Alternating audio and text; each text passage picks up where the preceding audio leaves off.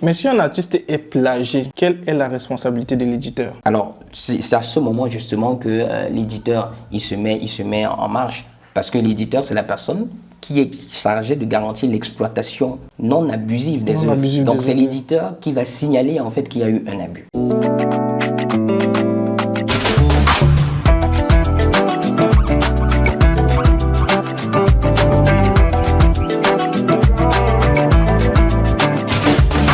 Bienvenue sur ma chaîne. Nous sommes à la deuxième partie de notre podcast Le Gospel a des questions, toujours en compagnie de Daniel Mebalet, producteur, manager d'artistes.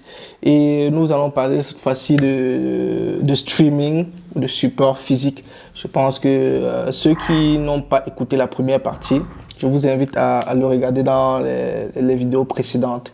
Alors Daniel, dis-moi, pourquoi est-il important aujourd'hui que la question de canal de diffusion soit posée pour la musique gospel? Tout simplement parce que un canal de diffusion, ce qu'on appelle, voilà, j'emprunte ton expression, permet en fait d'acheminer ta chanson vers une cible. C'est pas pour rien, c'est parce que chaque artiste en fait a une particularité. Un artiste ne devrait pas avoir la prétention de penser que ce qu'il fait est forcément accepté par tous, partout, à tout moment. Donc, les canaux de distribution, c'est ça. C'est-à-dire qu'on choisit un canal de distribution en fonction de la niche d'audience qu'on veut adresser, en fonction aussi de ce que l'on sait être, voilà, nos aptitudes, notre potentiel. C'est en fait ce qu'il faut déjà cerner. Et c'est pour cela qu'il y a plusieurs canaux de distribution et il y a plusieurs façons de distribuer.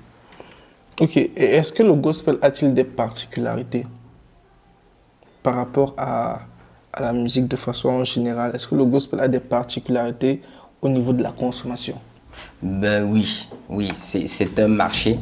C'est pas pour rien que sur les plateformes voilà, ce qu'on appelle les agrégateurs, c'est un peu curieux, mais sur les agrégateurs, il y a un style de musique qu'on appelle gospel, c'est-à-dire que vous allez voir pop music, electro music, gospel music. Gospel music. C'est parce que c'est bien évidemment, voilà, on sait que le gospel a son marché. Bon, il faudrait permettre aux artistes gospel de déclarer leurs œuvres comme œuvres gospel pour que la cible, voilà, à adresser justement sache que l'œuvre, voilà, sans ambiguïté est une œuvre gospel. Donc, en termes de particularité, oui, comme tout style de musique, parce qu'il faut dire que quand on parle de gospel music, il y a la musique gospel telle qu'on la comprend comme chrétien, je veux dire ça comme ça, mais il y a la musique gospel comme style de musique aujourd'hui. Voilà, c'est-à-dire que à l'intérieur, on a tout mis, hein, la louange, l'adoration, tout ce que nous, j'emploie nos termes. Voilà, musique gospel, c'est aujourd'hui un gros style de musique, mais qui veut renvoyer en fait à une seule chose, c'est de la chanson spirituelle. D'après ce que j'observe, j'ai l'impression que la musique gospel, elle est plus, comment dire ça, elle est plus écoutée que consommée. On l'écoute juste au passage, mais on ne la consomme pas de façon à ce que l'artiste qui a l'initiative de la production puisse jouir de ses droits. Pourquoi je le dis ça? Quelqu'un va aller sur YouTube, il télécharge la vidéo, après il la partage sur WhatsApp et tout. Alors, les plateformes de streaming sont là. Si tout le monde partage sur WhatsApp, en audio, en vidéo, comment les artistes font donc pour jouir de tout ce qui est streaming? Ben, il faut que les artistes travaillent à comprendre ce qu'ils font. Parce que personnellement, moi, mon expérience, celle que j'ai, c'est que je constate que plusieurs artistes font juste ce qu'ils ont vu les autres faire.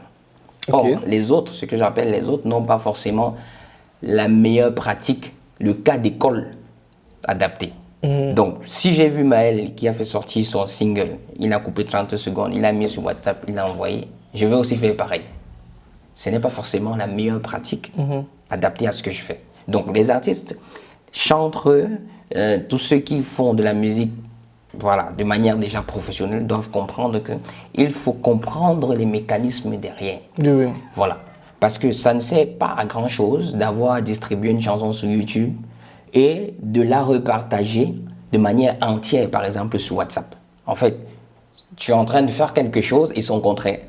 Parce qu'il y a des plateformes on va dire quoi, des plateformes sur les réseaux sociaux qui sont dédiées à la promotion ou des pages qui vont jusqu'à créer des groupes WhatsApp, Telegram, dans lesquels ils partagent de façon entière la musique d'un artiste.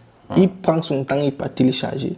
Il vient, il partage. Et tous ceux qui sont abonnés à sa chaîne commencent à streamer, mais derrière, le système de streaming n'est pas engagé. Oui, bien sûr. Bien sûr. C'est ce que je disais. C'est qu'il faut comprendre. Il faut déjà savoir ce que l'on veut faire et il faut savoir comment le faire. Oui, oui. Voilà. Parce que si tu as un projet, par exemple, de faire sortir une chanson avec pour ambition qu'elle soit streamée à 5K, voilà, et que déjà tu l'as partagé toi-même naturellement sur Telegram, sur WhatsApp, comment est-ce que tu vas arriver en fait à générer ces 5K de streaming? Oui, oui. Donc il faut que les gens comprennent que derrière, il y a des approches de distribution, mais quelle est la meilleure approche? Ça peut arriver que pour des besoins, voilà, si je dis n'importe quoi, un artiste est sollicité par exemple pour une chanson, je ne sais pas, pour la paix dans le monde, voilà, où on n'a pas forcément des objectifs de streaming, voilà, que la même chanson soit distribuée à souhait partout, ça peut arriver. Mais est-ce que c'est ton cas? Qu'est-ce que tu vises derrière? Qu'est-ce que tu souhaites? Moi, j'ai vu, ça me permet d'embrayer sur un autre point. C'est une question, c'est là où la stratégie intervient. J'ai vu des gens s'indigner, par exemple, sur un concert récemment que j'ai produit, où je demandais à ce que voilà, ce ne soit pas filmé. Effectivement. Voilà. Oui, oui. Il y a une stratégie derrière. Je déplore que beaucoup ne soient pas venus demander quelle est la stratégie. Que la stratégie, effectivement. Je ne conçois pas que j'ai pour ambition de sortir un album live, vidéo d'un concert, et que des gens le filment avant moi et le distribuent avant moi en vidéo. Ça ne se conçoit pas. Donc, ça justifiait le fait qu'il y ait des accréditations pour toutes les personnes qui devaient venir filmer. Oui. Mais avec le problème qu'on rencontre au niveau du streaming, est-ce qu'on n'a pas souvent envie de retourner au passé où on avait des supports physiques, au CD, nos clés USB, tranquille, tu vendais ta clé USB, ton CD à 5 000, 10 000, tu empoches ton argent, tu n'attends pas à ce qu'une plateforme lambda puisse te rémunérer. Est-ce qu'on n'est pas souvent tenté à rentrer? Parce que dans des concerts, on en voit encore actuellement, des concerts où l'artiste vient avec des supports physiques pour pouvoir le mettre à la distribution de ceux qui sont présents. Mais après, on va encore retrouver cette même musique sur des plateformes de streaming. Qu'est-ce qu'il y a lieu de faire? Est-ce qu'il faut retourner au passé avec des supports physiques? Non, certainement pas. Il faut continuer? Non, certainement pas. Il ne faut pas retourner. Ce qu'il faut se dire, c'est qu'il faut s'aligner. Oui. Voilà, il faut s'aligner. Parce qu'aujourd'hui, le monde a évolué. On va pas faire chemin inverse. Effectivement. Le monde a évolué, les mentalités ont évolué. Les habitudes de consommation ont changé. Donc, on est certainement nostalgique de cette façon de faire, mais il faut avancer. Il faudrait plutôt que l'on travaille à structurer nos mécanismes de consommation de la musique numérique et de collecte des droits liés à l'exploitation et à la consommation de cette musique numérique. C'est ce qu'on doit faire. Parce que c'est à ce niveau que le monde entier fonctionne aujourd'hui. Et être nostalgique d'une façon de faire ne doit pas nous amener en fait à faire marche arrière. Parce que le monde avance. Aujourd'hui, tout le monde, si la musique se consomme dans les voitures directement, voilà, on se connecte, on lance YouTube, voilà. Pas besoin forcément d'une clé USB. Bon, il faut dire que ce n'est pas toutes les voitures comme connectées par Bluetooth. Il y a celles qui prennent la code des CD, des clés USB et tout. Mais c'était une façon de dire que essayons d'avancer. Essayons de nous mettre au niveau où le monde entier est déjà. Donc ça veut dire que les supports physiques doivent disparaître? Non, c'est pas ce que je dis. Déjà, la disparition ne va pas arriver. Ça, c'est pas possible. Il y a des gens qui utilisent encore le vinyle aujourd'hui. Ils aiment ça. Ils aiment le côté un peu vieillot du vinyle. Donc, ça va jamais disparaître. Ok, donc c'est-à-dire que les supports physiques ne doivent pas tendre à disparaître. Mais comment est-ce qu'on peut faire donc pour... certes, le monde évolue, mais comment on peut faire pour avoir, je ne veux pas dire du 50-50, mais équilibrer les choses en termes de consommation? C'est une question qui doit être vue sous un certain angle. C'est-à-dire quoi? C'est-à-dire qu'il y a un marché qui a des habitudes de consommation. C'est-à-dire que ce n'est pas à nous de définir ce qui convient, d'imposer ce que ce marché doit faire. Ce n'est pas à nous d'imposer au marché que désormais, ce sont les clés USB, ce sont les CD, voilà. On fait une étude de l'existant, on se rend compte que actuellement, les gens streament énormément la musique sur les plateformes digitales. Voilà. La question, c'est comment arriver à rencontrer justement cette façon de consommer-là, à rencontrer ce besoin, sans pour autant imposer une façon de distribuer. Donc moi, le sujet, ce n'est pas de faire 50-50. Le sujet, c'est d'analyser les habitudes de consommation et d'adresser des solutions qui marchent. Parce que ça ne sert pas à grand-chose que j'impose les clés USB, par exemple, ou les CD qui ne seront jamais utilisés. Ok, mais lorsqu'on a des événements, c'est vrai que je suis aussi dans le milieu, mais j'ai constaté que lorsque des artistes ont des événements, que ce soit concerts, festivals, ils ont l'habitude d'apporter des supports physiques. Et à la fin, pouvoir les vendre à des prix, on va dire quoi, à des prix raisonnables. Est-ce que ce n'est pas pour eux un moyen d'équilibrer pour pouvoir avoir un certain retour sur investissement? Possible. Et là, tu as bien fait de préciser le contexte. On est dans un concert, une pièce fermée, on a des gens qui sont là. Oui. Le marché est là. Donc, ce serait absurde de dire aux gens de streamer alors qu'ils sont là et ils peuvent acheter. Mais qu'en est-il quand on sort de la salle de concert? Question. Il va continuer à utiliser le support physique, mais côté streaming... Après, là, les gens sont présents, ils peuvent acheter. Ils peuvent sortir de l'argent de leur poste, ils achètent. Donc, il faut dire que dans ce contexte précis des concerts, il y a une valeur aussi, je veux dire, souvenir. Voilà, quelqu'un qui fait son concert, il voudrait bien que les gens rentrent avec des souvenirs, il voudrait bien que les gens, se remémorent un tout petit peu l'événement, et ce qui s'est passé, et aient des souvenirs. Il y a aussi cette valeur-là qu'il faut. Il y a aussi une autre valeur, une autre dimension, c'est le côté goodies. Tu offres en même temps aux gens la possibilité d'écouter ta chanson, mais voilà, ce que tu leur donnes, c'est aussi un peu comme un petit cadeau avec lequel il peut rentrer. Donc, c'est vraiment ce que je disais. Il faut analyser le contexte et en fonction du contexte, adresser les solutions qui vont avec. Ok, mais quels sont donc les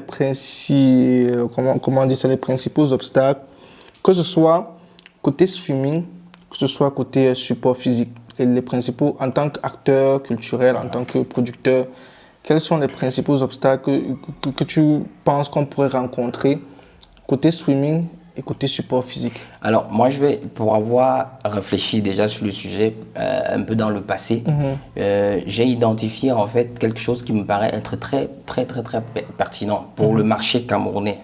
Vraiment pour le marché camerounais. Alors, je vais le dire de manière très simple. Peut-être c'est une question.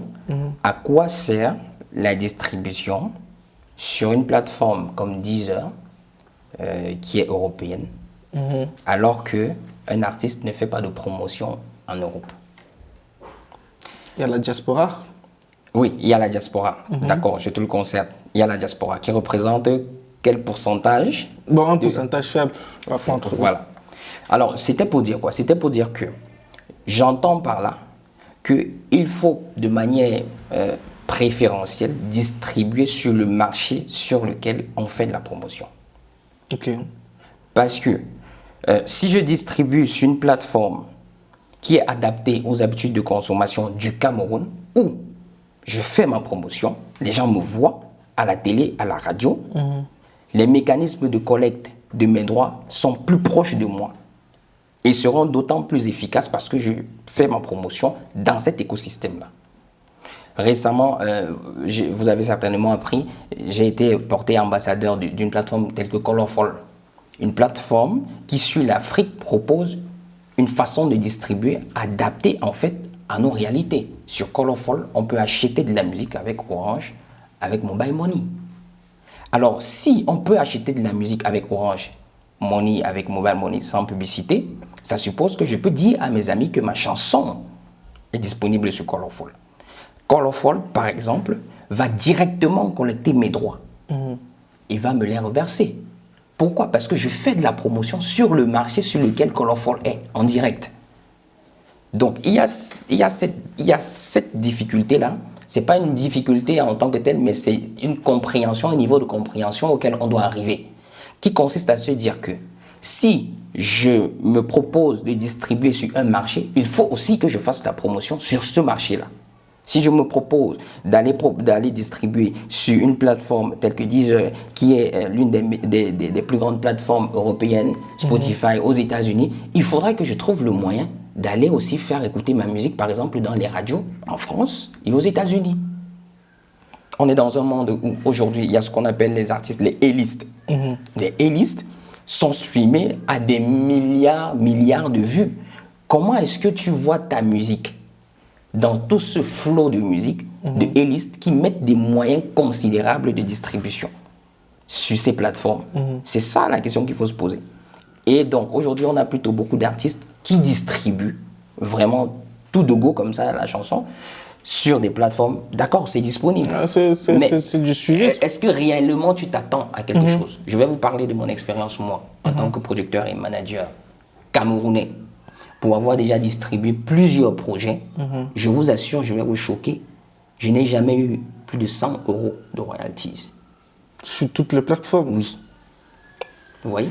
Voyez-vous? Par contre, j'ai une expérience très pratique de distribution en local d'un artiste qui a distribué sur une plateforme telle que Colorful et qui en une journée a eu 8000. Qu'est-ce qui est plus intéressant? Avoir 8000 en un jour ou moins de 100 € en 5 ans? En 5 ans. le compte est fait, 8 000 en un jour. Demain, ça peut monter à 16 000, 20 000, effectivement. Voilà, c'est ça qu'il faut comprendre. Il faut distribuer plus proche. Plus proche pour moi, c'est des plateformes qui sont adaptées aux habitudes de consommation à côté de nous. Mais il faut donc que ces plateformes-là, qui sont proches de nous, collaborent davantage ou accentuent la communication. Parce que je pense que beaucoup ne sont pas au courant que ces plateformes existent. Beaucoup le distribuent sur des plateformes qui existent déjà. Parce que c'est, on va dire quoi, du suivisme. On a vu tel faire, on a vu les aînés faire et tout. On se crée aussi des comptes sur ces plateformes-là. Et lorsque la musique elle est produite, on la distribue sur cette plateforme-là. Mais on n'est pas au courant qu'au proche de nous, on a une plateforme qui, effectivement, peut nous permettre de rentabiliser en termes d'investissement et tout. Et je pense que le public et ainsi que les promoteurs de ces plateformes-là qui sont proches de nous devraient davantage accentuer la communication pour pousser les artistes à non pas délaisser les autres plateformes, mais à investir. Pourquoi pas une exclusivité? Si j'ai un EP qui doit sortir, je peux accorder l'exclusivité à la plateforme. C'est que sur cette plateforme-là, lorsque je vais accorder l'exclusivité pour 1-2 semaines, je peux avoir un minimum de retour sur investissement. Mais est-ce que pour un artiste, le streaming est, comment dire ça, je ne voudrais pas dire capital, mais c'est important pour un artiste de miser sur le streaming de nos jours? C'est important, mais il faut bien, il faut bien comprendre pourquoi le streaming. Il faut bien comprendre quelle est la valeur ajoutée du streaming. Voilà, parce que aujourd'hui, ça va vraiment dans tous les sens. Il y en a qui ont axé leur carrière sur la recherche du streaming. Il y en a qui ont fait du streaming un indicateur clé de performance. Je ne dis pas que ça ne peut pas être. Bien sûr, le streaming peut même être un indicateur à observer pour avoir justement l'état de santé artistique d'une personne. C'est possible. Mais ce que je veux dire, c'est quoi? C'est qu'il faut bien mettre le streaming à sa place. À mon sens, le streaming, c'est un indicateur qui peut nous donner en fait juste une certaine légitimité lorsque on veut aborder certains sujets. Je prends un exemple. Je peux, moi, qui suis promoteur de label, me dire que je voudrais organiser un concert pour un de mes artistes au mois de décembre. C'est un exemple comme ça, c'est peut-être pas le meilleur. Je vais organiser un concert au mois de décembre où j'attends 500 personnes. Et puis, en octobre, on va faire une sortie, on va faire un single ou un album, quelque chose. Et puis, on va observer comment ça va se comporter pour savoir même quelle est la salle qu'on va prendre, si ce sera 200 places, 500 places. On va observer en fonction aussi de la promotion qui sera faite. Oui. C'est à ce moment qu'on accorde une certaine valeur à cet indicateur qui est le streaming. Le streaming. Il y a des gens aujourd'hui, vous avez certainement entendu qu'il y a des gens qui achètent des vues. Effectivement, voilà. C'est monnaie courante. Voilà, il y a des gens qui achètent des vues, ça se fait. C'est quelque chose sur laquelle, lorsqu'on dit comme ça, tout le monde te dit non, c'est pas bon, non, il faut pas. Mais je vais vous dire, je vais vous choquer. Il y a des labels majors qui achètent des vues pour leurs artistes. Je continue. Oui. Parce qu'ils ont des objectifs structurés derrière. Je dis n'importe quoi. Un autre exemple. Un artiste peut être sollicité pour un contrat. Et puis on sait que parmi les conditions, on va lui demander un certain nombre de streaming sur ses derniers projets, ce genre de choses. L'artiste de go, déjà, il est streaming. Il est vraiment streaming. Mais comme les attentes sont tellement élevées, il y a des labels qui se permettent de booster ça. Donc, bien ou pas bien, c'est pas là le sujet pour moi, mais c'est l'usage que l'on fait de cet indicateur qui est le nombre de streaming faits. Il faut savoir comment l'analyser en fonction de notre direction. Voilà. Mais juste le streaming pour le nombre de vues, ça ne veut rien dire. Ça ne veut rien dire. C'est-à-dire que l'on est vu, tout le monde sait aujourd'hui qu'il y a des fermes d'écoute, on peut appeler ça des fermes d'écoute, des pièces remplies d'ordinateurs qui streament en longueur de journée. Ça ne veut rien dire quand tu vois 1000 cas. Ça peut être qu'on a lancé ta chanson sur 10 ordinateurs qui ont tourné pendant 24 heures. Ça ne veut rien dire. Par contre, si je sais que c'est du streaming vraiment organique, c'est-à-dire qu'on a lancé une chanson et que ça a été streamé de manière naturelle et que j'ai eu un cas, je peux commencer à m'imaginer en fait que voilà, l'artiste se comporte bien sur le marché ou pas. Ça peut me permettre de me projeter sur d'éventuelles activités que je peux mener avec cette chanson. En fait, c'est ce qu'il faut comprendre. Ok, et comment donc un artiste peut procéder pour se démarquer? Tu as soulevé qu'il y a des artistes qui sont écoutés des milliards et des milliards de fois. Comment un artiste peut donc faire pour se faire démarquer, pour que par la suite, côté streaming, pas pour le nombre de vues, mais que sa musique soit écoutée par plusieurs? C'est la qualité de l'œuvre. C'est tout simplement la qualité de l'œuvre. Mais il y a des talents. Il y a des talents au Cameroun, en Afrique, il y a des talents. Mais qu'est-ce qui bloque le chiffre? On va dire, qu'est-ce qui bloque le chiffre? La qualité de l'œuvre. Oui. Le talent ne veut pas dire qu'on a produit une œuvre de qualité. L'œuvre de qualité, c'est celle qui va répondre aux attentes du marché. L'œuvre de qualité, c'est pas ce que tu penses être la bonne œuvre. L'œuvre de qualité, c'est quelque chose. C'est pour cela qu'aujourd'hui, la musique est très intellectuelle même, je veux dire ça. Parce que l'œuvre, ce qu'on appelle l'œuvre de qualité, c'est pas parce que tu t'es enfermé dans ta chambre, tu as rédigé une chanson, qu'elle est une œuvre de qualité. Alors, même si tu sais bien chanter, tu es un vocaliste, une vocaliste, c'est pas pour autant que c'est une œuvre de qualité. L'œuvre de qualité, c'est celle qui répond aux attentes d'un marché. C'est pour cela qu'aujourd'hui, les artistes les chanteurs artistes, ils doivent prendre la peine de s'intéresser aux attentes du marché. On s'attend aujourd'hui à ce que une chanson ait 2 couplets, un bridge, on ressort, on fait la fin, des choses comme ça. On s'attend à voir par exemple des faux bridges, des choses comme ça. On reprend peut-être un bridge à la fin. Il y a des façons de faire qui répondent aux attentes du marché. Le problème, c'est que beaucoup de gens décident d'ignorer ça. Mais espèrent quand même rencontrer les attentes du marché. C'est pas vrai. C'est pas vrai. Par contre, moi, c'est des études que je mène souvent. J'observe comment certains artistes fonctionnent. Certains ont à chaque fois le même succès, à chaque fois qu'ils sortent des chansons. Pourquoi? Parce qu'ils ont des trames qu'ils exécutent. Et ces trames, en fait, correspondent à des façons de faire qu'ils réutilisent tout simplement. Donc, c'est ça la question. Avoir le talent ne suffit pas. Moi, j'ai déjà managé des artistes qui ont tellement de talent, mais qui en termes de rédaction du texte ne sont pas au point. Ils doivent être aidés. Il faut reconnaître que malgré le talent, ils doivent être aidés. Je connais un artiste, par exemple, aujourd'hui, qui a du succès fou, mais qui se fait aider pour écrire ses textes. Il se fait aider en studio même. C'est-à-dire que quand il enregistre, il y a des gens en studio pour replacer une virgule, pour remettre un mot, pour que ça réponde aux attentes du marché. Donc, il est talentueux, il a de la notoriété, mais il sait que sur ce point-là, pour que son œuvre passe, il doit se faire aider. C'est l'effort que tout le monde doit faire. Ok. Et en tant qu'acteur culturel, est-ce que tu trouves que le public gospel est prêt ou est habitué à la consommation de la musique gospel, que ce soit beaucoup plus en streaming? Je crois qu'on doit faire l'effort de commencer à mettre les bases de ce que l'on veut. Il faut un moment que l'on mette les bases de ce que l'on veut en termes de standards pour nous. Les bases, on doit les définir. Personne ne va le faire.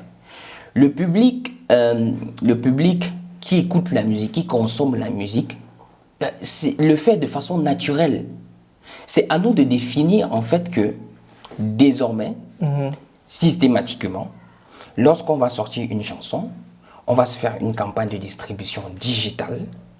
On va par exemple faire un teasing sur certaines plateformes, mais distribuer progressivement sur d'autres plateformes. C'est à nous d'amener ce genre de bonnes pratiques-là. Le public, il va suivre. Hein. Quand l'œuvre est bonne, le public suit. C'est ce qui se passe. Est-ce qu'on n'a pas un public aussi exigeant? Exigeant comme tous les publics. Ce n'est pas l'apanage du Cameroun.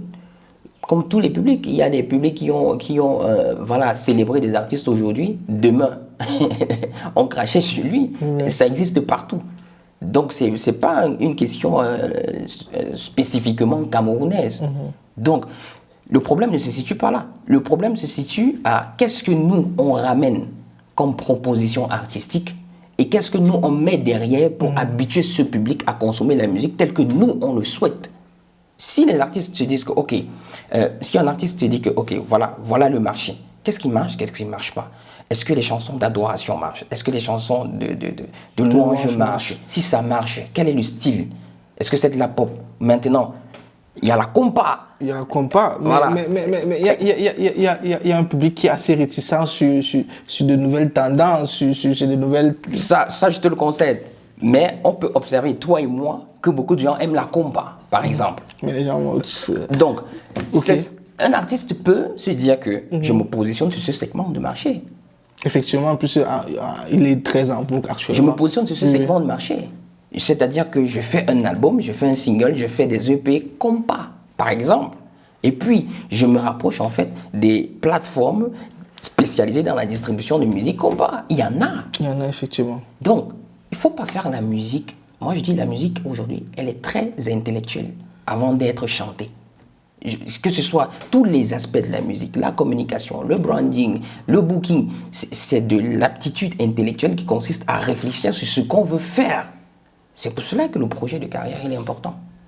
Donc, avant de chanter, un artiste devrait normalement réfléchir à tout ça. À tout ça. Oui. Ok, Daniel Mebale, merci. Je crois que nous sommes arrivés au terme de notre podcast. Je ne sais pas si tu as un dernier mot pour le public camerounais francophone concernant la thématique dont on a parlé ce jour.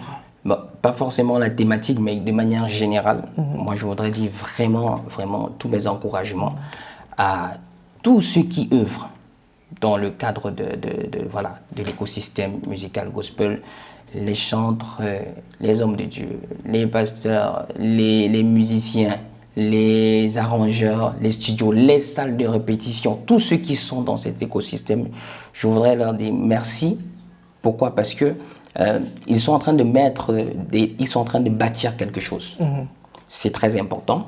Et je voudrais aussi dire que ça c'est pour chuter. Contrairement à ce que beaucoup de personnes peuvent laisser croire, la musique gospel au Cameroun a vraiment évolué. Et c'est vraiment, il faut le dire, on n'est pas parti de zéro. Si certaines personnes ont une certaine traçabilité de ce qui se faisait avant, la musique a évolué. Il faut célébrer ça. Il ne faut pas seulement être dans la critique, Mais il faut aussi dire que ça a beaucoup évolué, même si on est conscient du fait que le chemin reste encore à parcourir. Ok, c'est sur ces mots que nous clôturons notre podcast Le Gospel a des questions. Je vous donne rendez-vous très prochainement et surtout, redorons le blason du gospel camerounais. À la prochaine.